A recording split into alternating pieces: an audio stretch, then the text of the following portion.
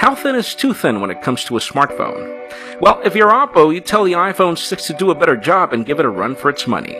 I'm Jaime Rivera with Pocket Now here at Singapore for a quick hands-on of the OPPO R5. Earlier this year, OPPO launched the R3 in an attempt to bring you the thinnest design possible on as many flagship specifications as it could. Fast forward to today, and the OPPO R5 is truly able to nail this idea. This phone is not only crazy thin at 4.85mm, which is already 2mm thinner than the iPhone 6, but it also feels substantially solid in the hand, even when it's hard to believe. I don't think you're going to bend this phone easily. It feels substantial in the hand. OPPO also claims that this device was designed with a new cool element phase shifting material that adapts to heat in order to cool down the phone in use, which is something we'll prove in our full review later on. This device comes in three colors, silver, golden, and gray, and the spec sheet includes a gorgeous 5.2-inch 1080p AMOLED display, a 2.1 GHz Snapdragon 615 octa-core chip, 2 gigs of RAM, 16 gigs of storage, and a 2000 mAh battery that's compatible with OPPO's rapid charging technology.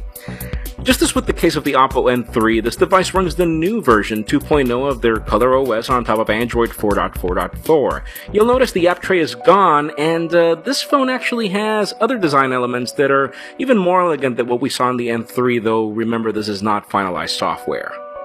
There's a 13-megapixel Sony Exmor BSI sensor in addition to a 5-megapixel 80-degree wide camera with f2.0 aperture on both cameras, so yes, you do have a good selfie cam here.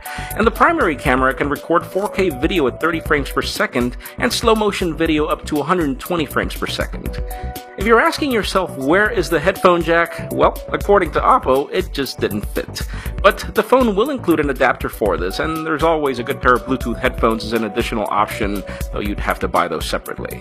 I've got to admit it, this is probably one of the thinnest and most elegant phones that I've seen this year, and definitely something you need to hold in your hand to understand. We should learn more about price points and launch markets in November when this phone is launched, but so far there is a lot to be impressed about such a thin phone.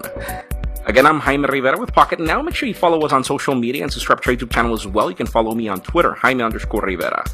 Please give this video a thumbs up if you like what you saw. I am Jaime Rivera. Thank you very much for watching. There is more coming from OPPO in Singapore.